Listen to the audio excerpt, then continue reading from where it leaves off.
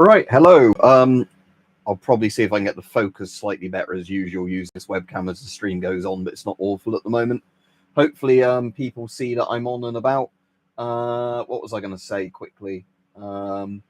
Interestingly, I did just notice that you now can do a thing on here where you can set these up as a vertical stream if you wanted to use a proper webcam to do a vertical stream. So I don't know why that would be, but it might be that some phones with selfie cameras can actually do a landscape selfie. So in theory, that'd be quite good if you could do that. Anyway, so yeah, I'm on. Probably quite a bit's happened since I last did a stream where we chatted about stuff, but I did see, like I said, at the moment, our government is now getting to the point of like setting records of unpopularity all the time.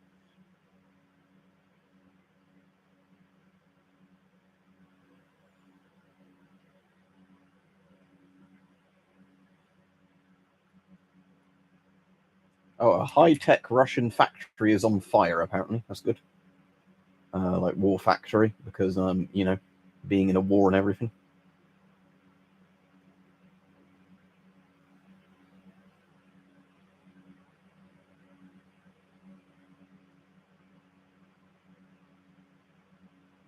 So, yeah, anyway, if I see any chat messages in a minute, I'll read them and start saying hello to people. But I was just looking at some other news stories to see what's on.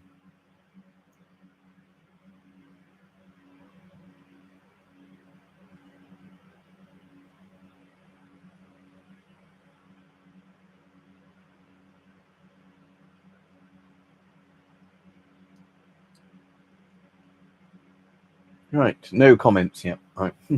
It does say there's been 4 people on and 2 likes, and I have got the thing set so it should let anybody, or that way for the chat box. Even though the annoying thing is that because it's mirrored, it's obviously they mirror it so the text works. But yeah, so it's I need to remember that even if it's on the right side of my screen, I need to point left. All right, Snoz.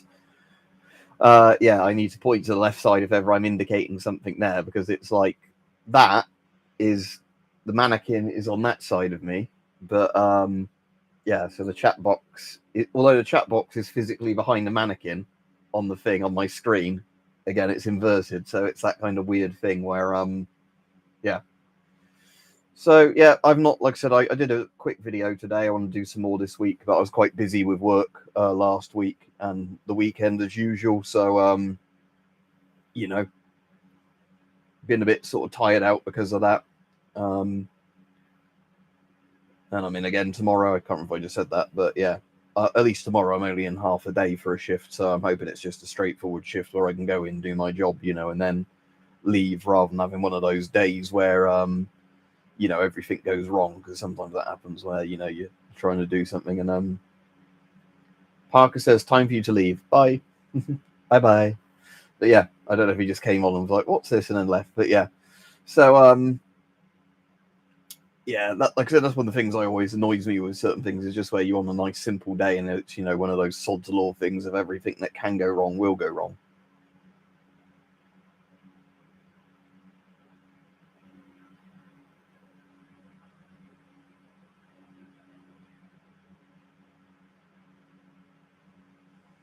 So is Ewan Blair like Tony Blair's son or something? Because I've heard a bit about Tony Blair's stuff to do with this digital ID stuff, but I don't know much about. I know there's the Tony Blair Institute or something, isn't there?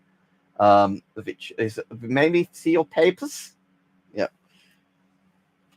I'll put the hat on that's appropriate for that. May we see your papers, please? Your online digital papers. Oops. Yeah. So. Yeah, may we see the papers? But yeah, like I said, this whole digital ID thing, it's just like I was saying before, like obviously a lot of people have quite rightly got concerns to do with all the privacy aspects of it and that. Oh, so what? It's more jobs for your mates, money for your mates stuff again. What a surprise.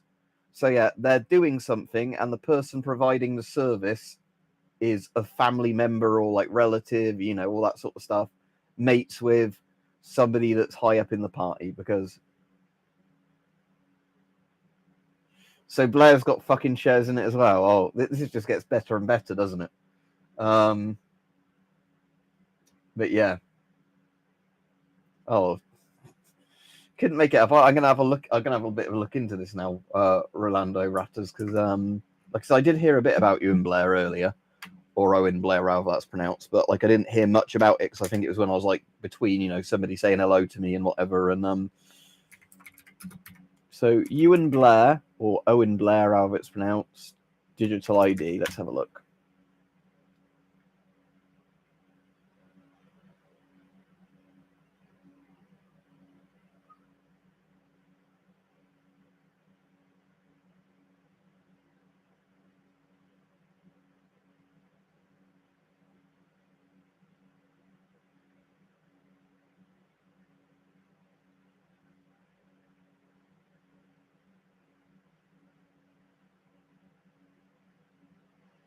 I just want to see like a good breakdown of all the stuff to do this.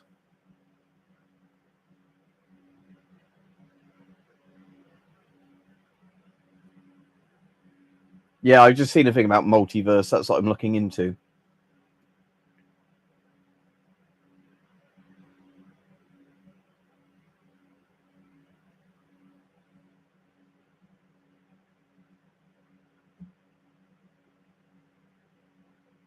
Yeah, so Owen or Ewan Blair runs a thing called Multiverse, and yeah, he's the one that they've chosen. Oh yeah, it's this is the thing. It's like they kept going on about the sleaze and on stock with the Tories. All right, Tony Time Gaming. Yeah, it's quite relevant when we're talking about the current UK government. But yeah, it's so. But again, it's always the same stuff, isn't it? That if we're going to do something incredibly unpopular or whatever, we always give the contracts to family members and that, so we enrich ourselves. Like with all the things that have come out about some of the stupid deals Starmer's signed, but then, you know, people make money out of that deal that he happens to be friends with. It's always stuff like that. So, yes. Dear, oh dear, oh dear. But yeah, this hat at least keeps my head warm though. The problem is I don't think I'd like to work for those sort of people. I'm just trying to think what the better way of curving that is so it looks more taut, probably that way. But yeah. Don't think I'd like the current lot to work for. See, that's the problem is most of us, like I said, it's not really a left-right thing anymore in this country. It's just people are fed up with, you know, how corrupt and everything is with the system. But yeah.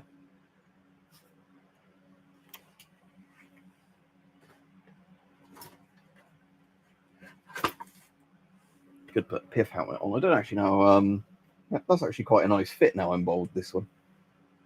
But yeah, you just can't make it up with these people, can you? It's like, because it's like you see that and you think, oh, this is just like going to be a conspiracy thing, and then no, it always no. The only modern Russian stuff I've got is, funnily enough, this a Shum 2012. Yeah, it'll be like China's social credit system, but just made worse in every way. So I don't mean that like, oh, if you think China's authoritarian or not, I just mean that everything about it won't even work as well. Because like I said, with this lot, they're incompetent as well as potentially evil. This is the funny thing that so yeah, the Shum 2012, that's the like modern civilian / industrial Russian gas mask with its horrible yellow like filter connector thing, valve cover. But I've not really got much other Russian stuff. No, I've got like this very modern. I've got I think it's a PMK3 is the most modern other Russian gas mask I've got. And I've also got one of those Russian things that was like the disposable gas mask, like the Fallout mask, whatever they were called. The ones that were in like not Digiflora, but the other version of Flora, like old retro Flora. And the ones that were, you know, like kind of a camo face mask that's designed, I think that you wear it once after a nuclear explosion and throw it away kind of thing. A bit like those old Soviet PTM hoods or whatever they're called, like that type. It's basically like a modern equivalent of that,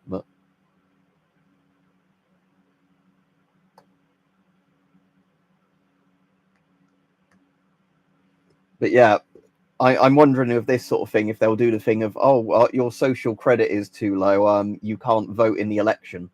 Joining a Labour Party will give you more social credit or something like that. Again, that's maybe me being conspiratorial, but I wouldn't put anything past this lot that we've currently got.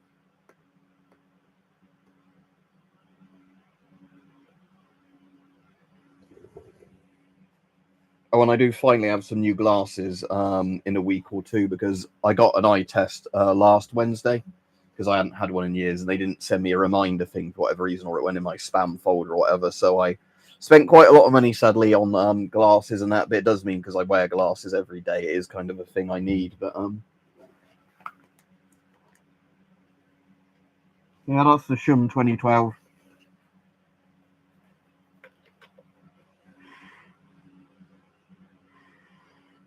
Like I said, obviously it does take a filter, but I've not got the filter completely handy. It's designed to take.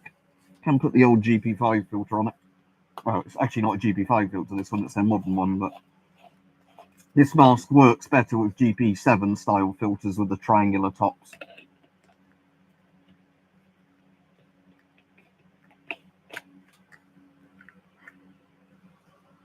But yeah.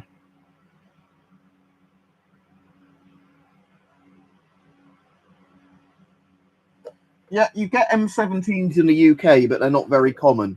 As in, I don't think M17 should be under ITAR at all, because they're like 2 generations ago of mask. Because obviously the more recent things were things like the M40 before the M50. So the M50 might potentially be ITAR, even though you can buy M50s, because the US isn't the only country that uses the M50. But again, the problem I think with the ITAR type stuff is that just because something used to be on that list and isn't on there anymore doesn't mean that people who work in customs or whatever actually know that. And yeah, it was, like, so obviously, like, people have stuff blocked from going through customs, even if it's not ITAR, like, required. Because again, I think, like, with all the US military ITAR stuff, other than like actual guns and things like that, which you can understand more of the rules about, I think with things like helmets and masks, as long as they're like 1 generation behind, you're normally always fine. I put the listing in the thing. If you mean that raincoat, that was, I think, about 40 something to £50. But again, the seller, I think, only has a few of those left now in different sizes. But like I said, that, because it was unissued, was pretty good, because of the fact that, it's not faded at all, not got any little holes in it or anything like that. So yeah, I'm quite pleased with that. Weirdly, on some of my things, if I look at that, it does look like the like bright pink yellow version of it. So say, I think the saturation, for example, is quite high on my phone screen. Look, so if I go to YouTube Studio or something and see if we can get that little thumbnail up for that video, wherever YouTube Studio is here. There you go. Again, I don't know how well this is going to come across all the things, but looking at that, to me, again, I don't know if this is really going to show up on camera. That's the thing.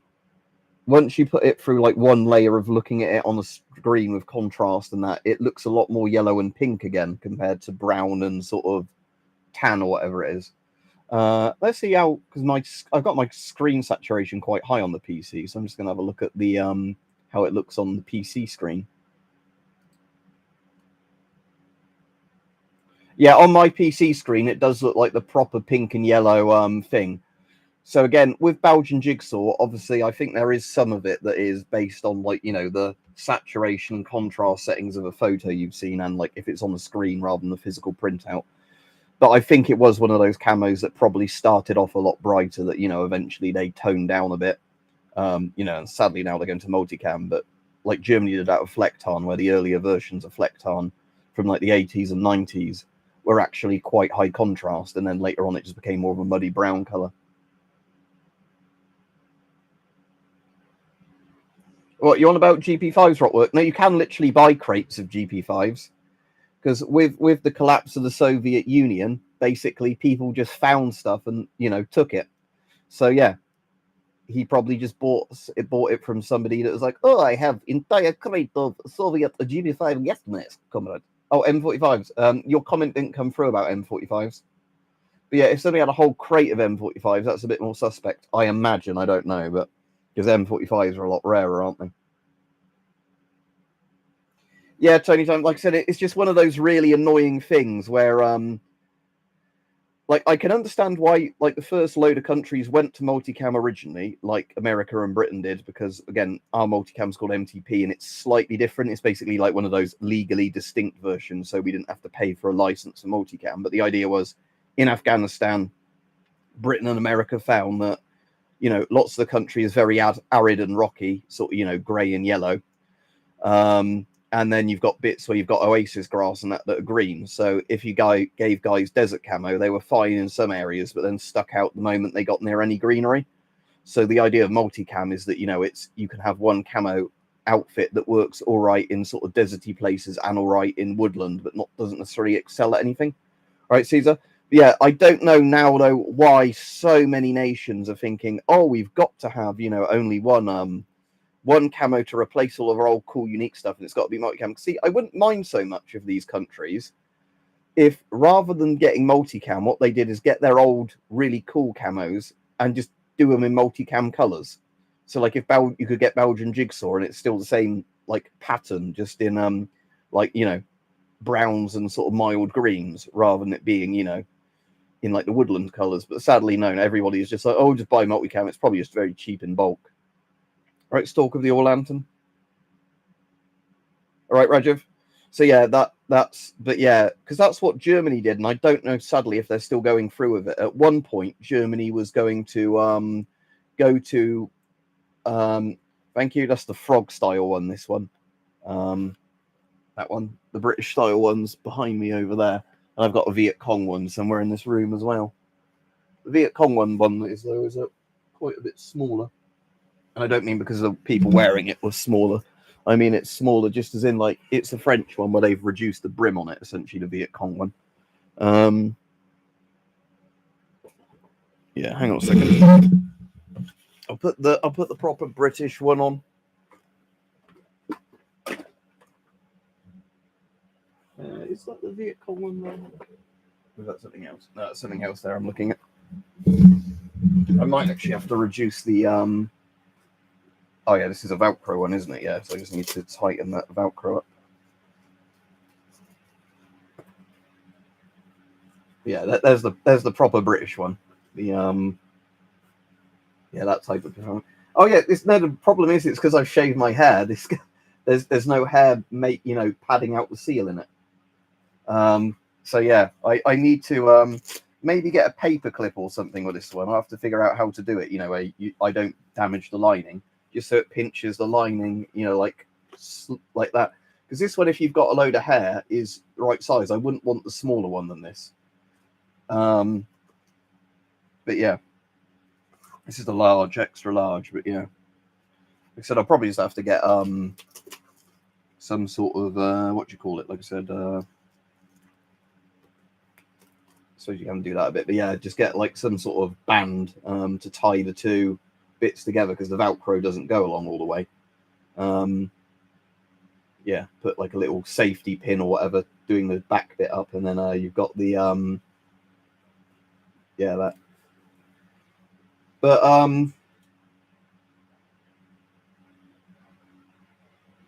you on about Metal Gear, Rajiv, or something else there? You can do Van Pout using the Piff helmet. Yeah, or Zulu, although the ones in Zulu are the older white style ones, aren't they? I was going to say, because isn't there a Raiden or whatever in Metal Gear? Let's just have a look. Mortal Kombat.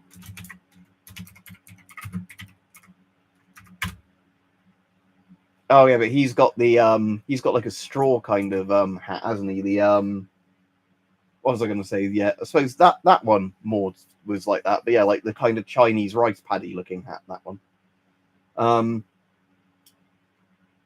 Yeah, I was going to say the thing from Father Ted of putting a lampshade on your head.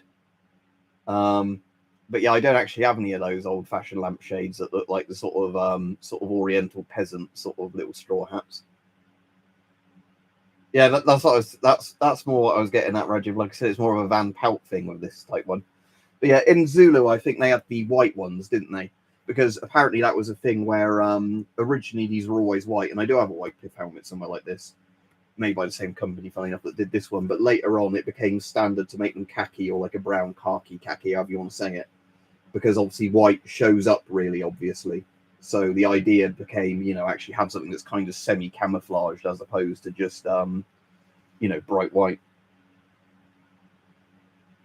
Yeah, pith helmets or explorer helmets. Like I said, the famous explorer type one is actually that one because of the angle there behind me, the French style one, I think. The British ones are the like more police style custodial ones, whatever you call the policeman helmets. But yeah, bright red uniforms or bright white they sometimes had in some of the old like colonial troop sort of designs. But yeah, again, you can see why the tan ones obviously were a better color because yeah, it just doesn't jump out in some sort of African wilderness or desert or whatever, or India or wherever. I suppose you could get somebody could do a camo cover for one of these, but that might look a bit silly. Because obviously, like I said, there's no ballistic protection in pith helmets. They are literally like a corky kind of yeah, because pith is a type of cork, isn't it, from like a certain type of tree bark or whatever. So it's basically designed to be like a breathable kind of organic helmet, if you like. So obviously it's got a fabric cover on it, but it's like kind of like cork type material underneath. The idea that like air can travel through it, but obviously it keeps the sun off of you. And another thing with these was the idea that you could soak them in water, apparently. And although obviously that adds a bit of weight, it keeps your head cool for quite a long time as the, sun heats the water up and it evaporates and everything. Yeah, but like I said, this one, the problem is with the liner on this one, obviously, like I said, is it fit me fine when I had a load of hair on my head. Now there's no hair on my head. It's a bit, yeah, like too much. Like if I didn't have glasses on, I could probably pull it down even further. Hang on. Yeah, I could go down that far with the what you call it, the like the actual top suspension bit before it that starts getting in the way then. So yeah, like I said, this I do need the rim tightened on this if I'm wearing it without any hair. I think regarding pith helmets, though, there was also another generation of them that Britain had right near the end of all the colonial stuff, which is kind of like this one but downsized a bit. So it's kind of got this style to it, but it's not as bulky as this one. Like a modernized sort of smaller one. But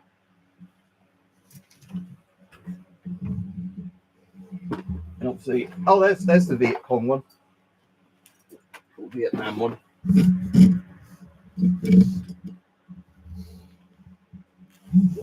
Right, I can't remember now if I made this one too tight. Because yeah, this is the one I used to.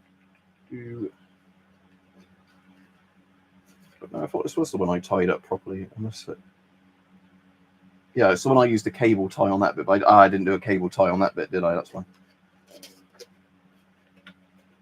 But yeah, this one's quite, like I said, quite nice. The it needs a little bit of tightening, this one, but like I said, do that at some other point. But yeah, that's like the Vietnamese style one. The like I said, it's exactly like the French one because again, Vietnam used to be Indochina, a French colony. So obviously, I think they just took some of the existing uniforms and changed them up a bit. But it's basically the exact same design. The classic sort of Viet Cong Vietnam sort of communist sort of Vietnam one.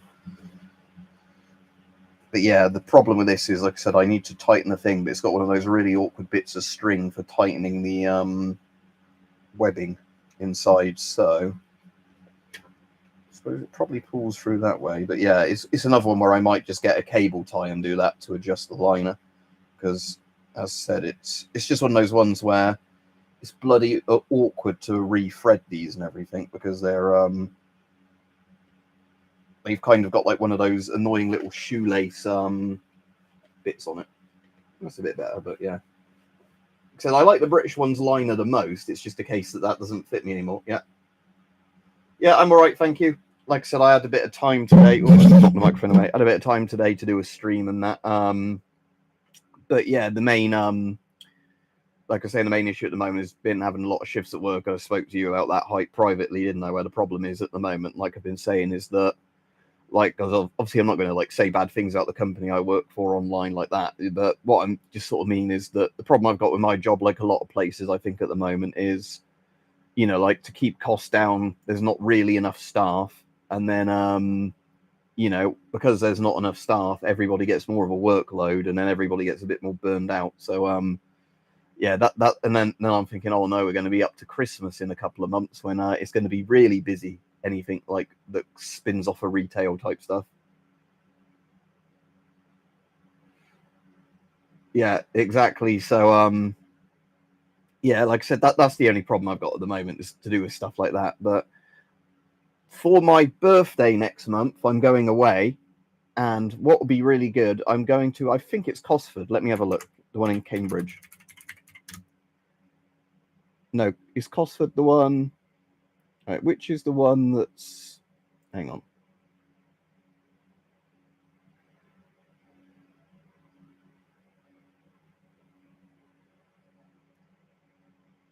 It's Duxford, is it? I'm thinking of, because Duxford is that Duxford? Yeah, it's Duxford. I'm thinking of. So, Imperial War Museum, Duxford.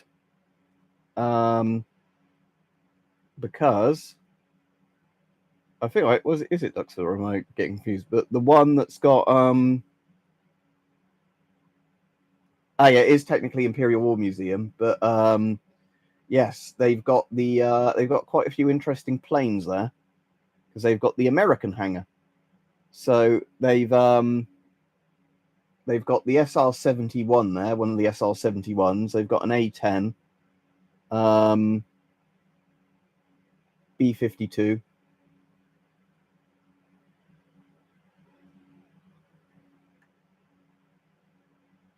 Yeah, so it's technically Imperial War Museum, Duxford. Sorry, not an RAF museum, but it's a very similar thing. So yeah, American Air Museum Permanent Gallery. Yeah, B-17 Flying Fortress, SR-71 Blackbird. Oh, do they have a U-2 there as well? But again, it's one of those things which doesn't have all the planes there listed. The thing, but B-52 and an A-10 are two of the planes there as well, an F-4 Phantom.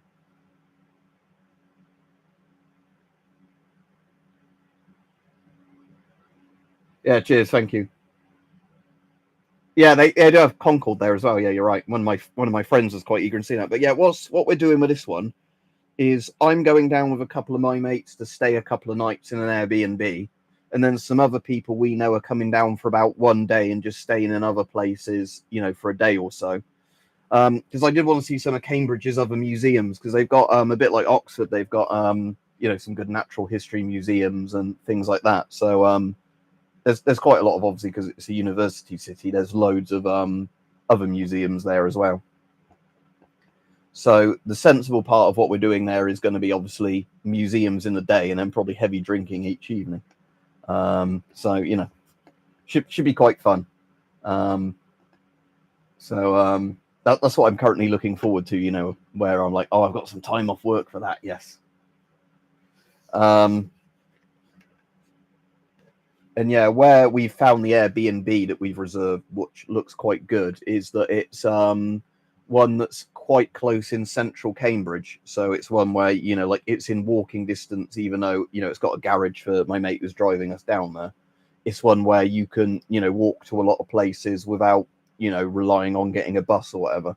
Because some of the places we've done before with things like that is where, you know, the Airbnb place was quite a bit away from the main thing. Because like down the road I live, there's an Airbnb, and that's obviously one for people who want to do stuff in Oxfordshire.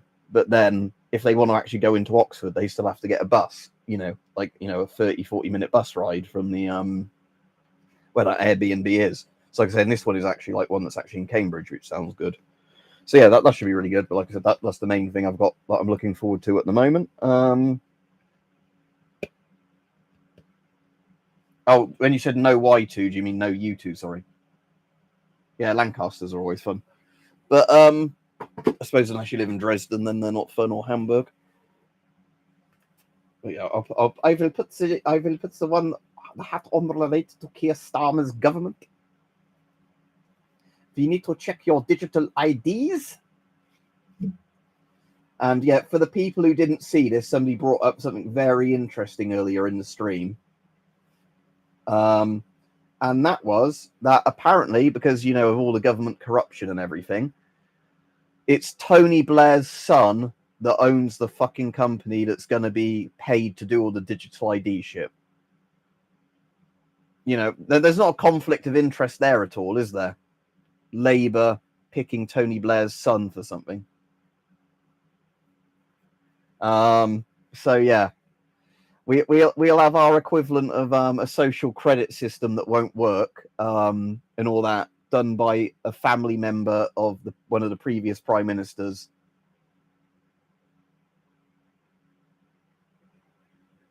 No Japanese helmets. I've got a World War II Japanese gas mask that's in very bad condition, as in it's one that I've only showed a couple of times on video because every time you get it out and that, it falls apart a bit more.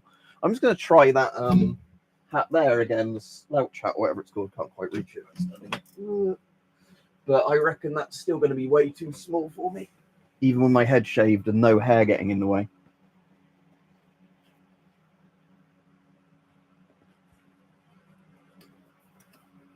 Yeah, look how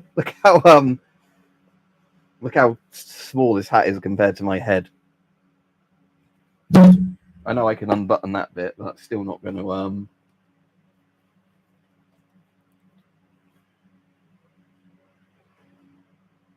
Yeah, no, that is really not going to fit me, that hat. Like I said, I think the reason there was a surplus seller with loads of these in cheap is because they only had the absolutely tiny sizes left.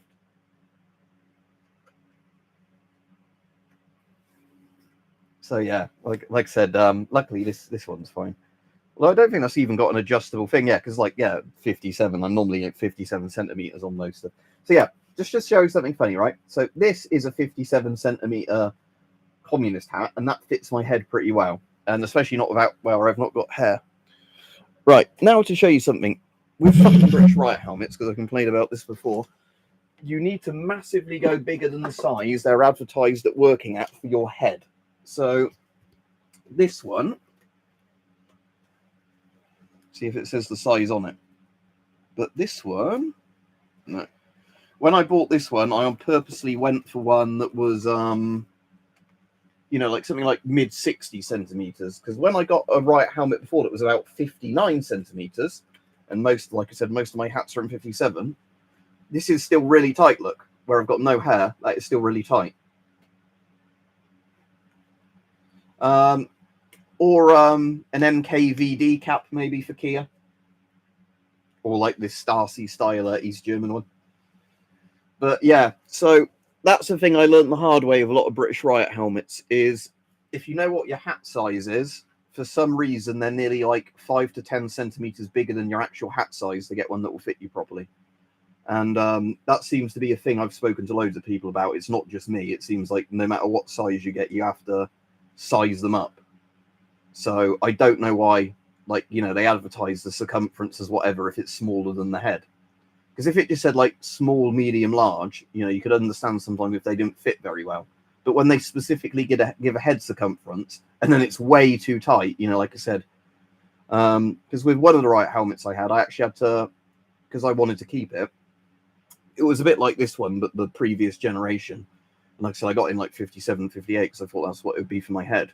I had to actually get a proper sander, one of those plug-in bench sort of wood sander type things, and sand the entirety of the inside of like the protective foam down until the point it actually fit my head. Then stick all the kind of foam covering type stuff over it, because it's kind of got like a felty kind of foam covering, and underneath that it's got the kind of not quite polystyrene, but that sort of stuff. That's what the actual helmet's made from under the hard plastic. So yeah, that's just a word of warning. If you ever get a British Riot helmet, they're stupidly small for the advertised size. So the Russian Riot helmet I've got somewhere is actually surprisingly nice. The only issue of the Russian Riot helmet is the Riot visor is very shallow on it. So where this one comes down, so you can actually look down, and you know, it's got quite a lot of clearance down that way. You know, so your chin is fully protected and everything. I think the Russian one covers your eyes and nose, but stops about there where your chin is, so somebody could still break your jaw if you're wearing it with a good like uppercut or whatever. So yeah, that was the thing I found a bit weird with the Russian Riot helmet I've got somewhere, is that yeah, although it's a very comfortable helmet and liner and everything else, the visor for it is just kind of like, why? You know, because like I said, I like the visors that are either the exact length of that bit on there, you know, where it comes to there. All right, Tom? Or the ones where like this one where it goes further down. But like I said, but why the British Riot helmets are just the wrong size, essentially, I don't know. As I've said, everyone I've seen recently has always been like, you know, despite what the label might say, even if the label says it's a whatever size one, they never are, they're smaller. So I don't get that. But yeah. So yeah, so this digital ID thing, I don't even know how they're going to try and roll it out, because like I said, it's because the thing is, as much as the government over here wants to be a dictatorship, I think they're too incompetent at everything. So yeah, I have no clue how they're going to actually try and roll that out. Oh, and for World Survivors, so you said about a World War One helmet. No, I've not got any World War One helmets.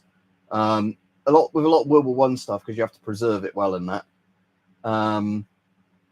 You know, I've not bothered for that reason, because it costs a lot of money to get something genuine, and then I wouldn't want to damage it from just piling it up like that. Where like a lot of the later history stuff is a bit more, you know, especially when it comes to gas masks. The World War One gas masks are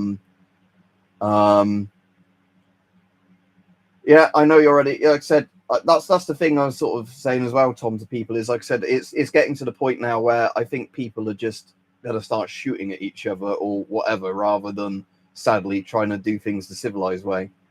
But yeah, so, and like I said, the UK is doing the thing where the government, because it knows it's losing power, is doing more and more just like wreck the country kind of policies on its way out.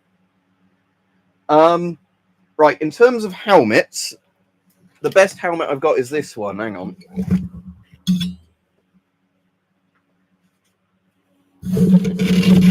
I keep knocking that against my leg of the microphone. So this one, because this is the current British Army helmet, which you can get either pretty much unused if you get them from a seller that maybe shouldn't have them, or you get them. What was I going to say? You get them from you know, like the surplus shops that probably can have them where they're quite beaten up. And these are pretty much the same as, I can't remember the current US helmet. Is it the ECH? They're basically a licensed version of that. So they're ultra high molecular weight polyethylene, or whatever the word is. So the stuff that most nations are replacing Kevlar now with. And, you know, some vests are using it instead of ceramic plates and whatever else.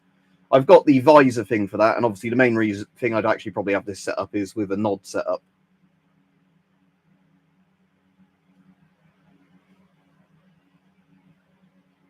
Yeah, no, I can get you there, Tom. I'm just sort of saying that, yeah, the point I'm getting at is that, yeah, it sort of, you know, people have chosen violence, I think. And, you know, it's the sort of thing that, what's it, the famous thing of, you know, you've sown your seeds of destruction sort of thing. Now you're going to reap the whirlwind, I think, with a lot of this sort of stuff. That, you know, if people have essentially committed to the thing and they've hoped that would work for them.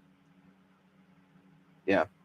So, but yeah, so this is anyway, regarding the helmets, this out of the all the helmets I've got is my favorite one, just because it's technically the highest protection rating of any of them, and it's actually got the proper mounting system on it for both like the ballistic sort of face shields or whatever. But like I said, I've just put some nods on it where I've got those pretty good Chinese ADNV nods. I'll have to actually do a video of those running on this at some point.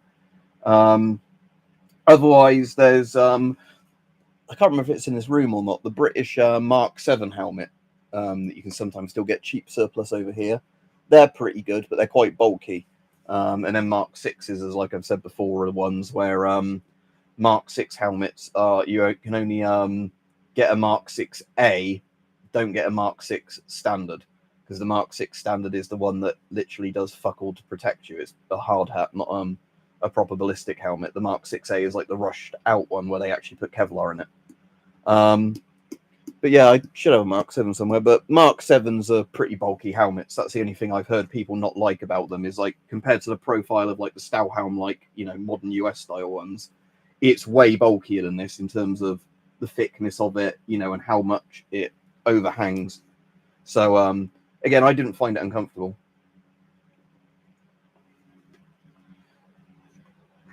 Yeah, I can completely get what you're getting at, Tom, with sort of, yeah. Like I said, I think everybody's watching the US with interest at the moment regarding all this sort of stuff. Because, like I said, over here, I think things are going to get worse and worse as well. But, like I said, I don't think the UK, for example, is going to be like a proper civil war. I think it's going to turn more into like the Troubles in Ireland, where like Northern Ireland, where you'll get like no-go zones for police, which you kind of already do, but that will spread to more different types of people that decide they're going to wall off their areas, you know, and then the police are going to need like heavily armed backup to try and go in there if they want to arrest people. And I think people just actually not paying taxes or anything like that, you know, because again, most of the government fucking with people in this country, and every country relies on taxes being paid to them. So again, if people suddenly stop paying taxes to the government and refuse to work, you know, and all that stuff, the government's a bit fucked, because the people it pays to enforce those rules also rely on the taxes. So yeah, this is the crazy thing that I have seen, Tom, over here. Lots of people go like, oh, Antifa just means you're an anti-fascist. And it's like, no, Antifa has got a long history of being a bit like the black shirts, you know, and those sort of thing. Where, yeah, like they've been known to be like a violent sort of lefty organization for ages or whatever, you know, probably funded by lots of people that fund other groups and stuff like that. And then, oh no, because we don't want to admit that like people on our side have committed violence.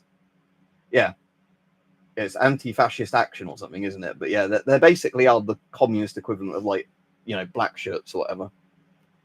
Because they're saying that's the way I look at a lot of that stuff now. Is it is basically a bit like the 1920s and 30s, where you've got these kind of politically motivated paramilitaries. Because yeah, where like, you know, there's stuff.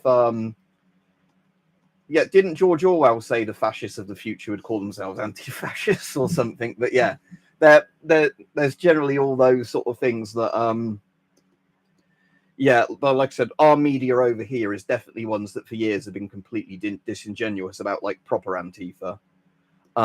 Where, you know, like, because it's Rajiv might know this. I'm trying to think, is it Winston Marshall or somebody else? I'm trying to think of his name. The bloke who was in Mumford and Sons and got kicked out because he just literally retweeted some really mild things about Antifa and stuff like that. And now he like does a proper YouTube kind of stuff, like interviewing people that like are too kind of you know, the mainstream media would never want to talk to him. I think it's Winston Marshall. I'm gonna actually Google that now. The name rings a bell.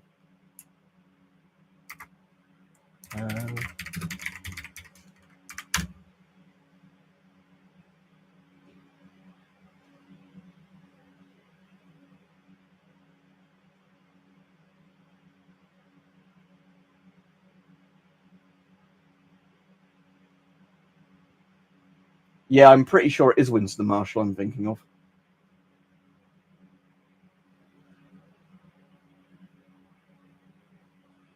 But yeah, he basically was somebody that was only very mildly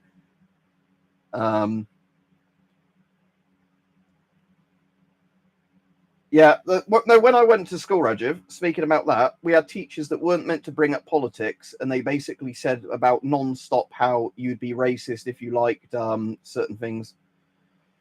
Yeah, I'd agree, Bill, that lots of political things in the world, not just the US at the moment, are a fucking madhouse. You know, the US is just kind of the biggest, most interesting example, if you like. but it's also kind of like the loudest example.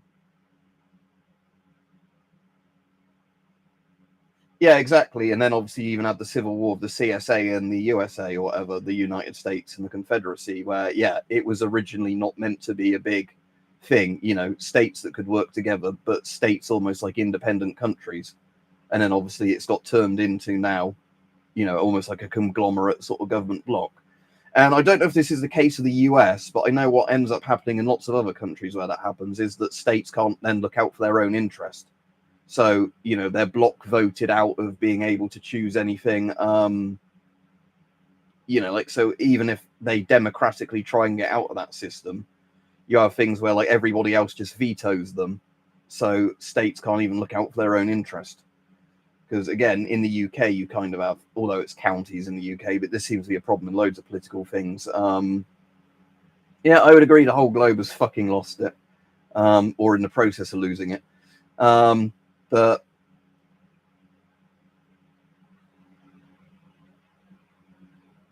I don't actually know loads about Finland's system, Rajiv, other than Visa, who I chat to on here that's in like a Finnish reservist or whatever. He was telling me a bit about their system. So I think they have more of not a first past the post, don't they, over there, where, you know, yeah, one of the happiest and safest places in the world because they've got quite a strong army. And yeah, they've got a lot of civil defense shelters in that. Helsinki, when I went there, and that was actually a really nice place. I like Finland. When I went to Norway afterwards, I didn't like it as much because of how highly taxed everything was. And, you know, like if you're on UK, like, you know, exchanging UK money or you're exchanging US dollars, you got shafted on literally everything. Like where it's like, oh, these cost you a lot of money now in Norway. All your tax, foreigner. So yeah, Finland wasn't as bad in terms of like everyday items. Yeah, they are right next to Russia, which is why they've got a big army. And it's why obviously they joined NATO recently. And yeah, that again, but Russia tried it on with them, didn't they, in the Winter War, and it didn't work well. Let me look up them. I don't actually know about looking up pipe.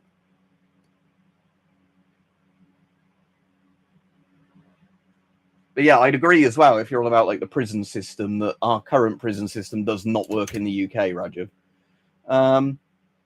So it's just a Chinese brand, is it, this one? So I've seen one called F18 on eBay, which looks a bit like a retro, it looks a bit like a Steve Gorman VistaVision, that one. But I assume they have some more modern masks. It's just they're not turning up on Google Images for me. There's one coming up that looks a lot like a Polish MP5. Like, you know, the French ARFA Polish MP5. Not completely, but, you know, a very similar kind of panoramic style lens and that. Yeah, some of those coming up look pretty cool, but no, I've never seen them over here at all. I don't think I've ever seen those on AliExpress, actually.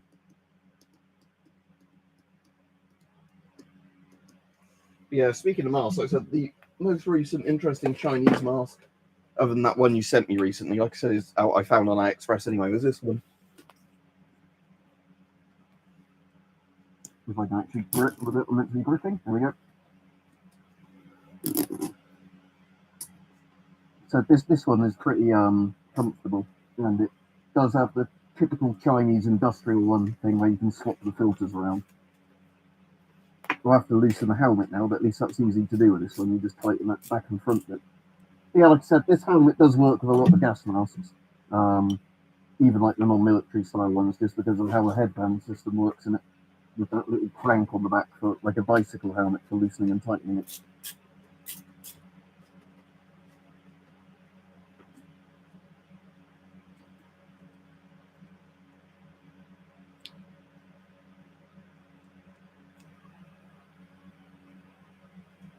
Yeah, I'm saying that they look quite interesting.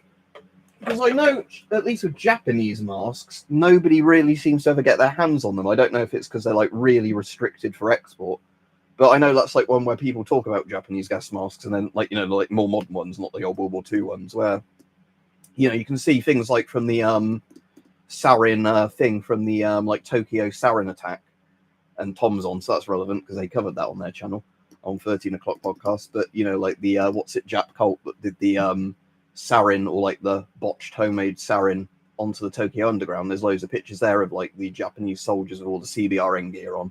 But again, those masks are ones that are pretty much unobtainium as far as I'm aware outside of Japan, because they probably destroyed them as soon as they finished the service life. Where you know, like I said, in a lot of countries they just dump them on the surplus market just as a soldier's seen might not work item. But most of them, like I said, if they've been stored properly, and a lot of the time they're never used, if they've just been in a warehouse, are absolutely fine. But yeah, anyway, I won't be on too much longer because I've been on an hour and I haven't, or almost an hour, and I haven't had dinner yet. So and my cup of tea's gone bloody cold because I made one that you can't see that's down there. I boiled the kettle and made a cup of tea before I started streaming, and then what was I going to say? Yeah, made a cup of tea, and then yeah, got distracted. So yeah, sadly no stream tomorrow because I'm at work. I'm hoping that it's, you know, an all right day, like I said, at work tomorrow, because as I was saying, that we're getting a bit of burnout there now. So yeah, so that'd be interesting. But like I said, it's one of those things that it'd be interesting if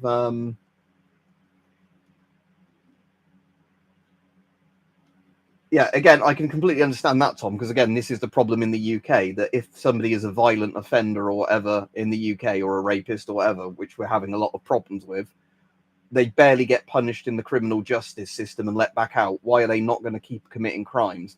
Well, like, you know, the whole thing of crime doesn't pay. In the current UK climate, it does, because of how little prison spaces there are and the weird anarcho-tyranny thing we've got of, you know, the entire issue of people going to prison more for saying nasty words on the internet than people that have actually done horrible things to children.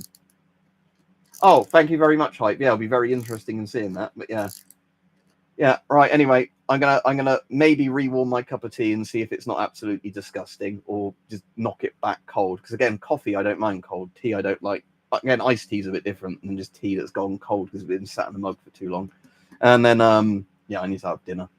And then, like I said, I'll hopefully do some more videos later in the week this week. So I've not got as much on, thankfully, this week as last week. It's not about my birthday next month. Well, yeah, it's 23rd. So that is, my birthday is, for anyone interested, the Thursday about 4 weeks away. Yeah, anyway, have a good day, everybody, like I said. And then hopefully later this week I'll get some more videos up. When I've got a bit more time and I'm not on really long shifts at work. All right, see ya.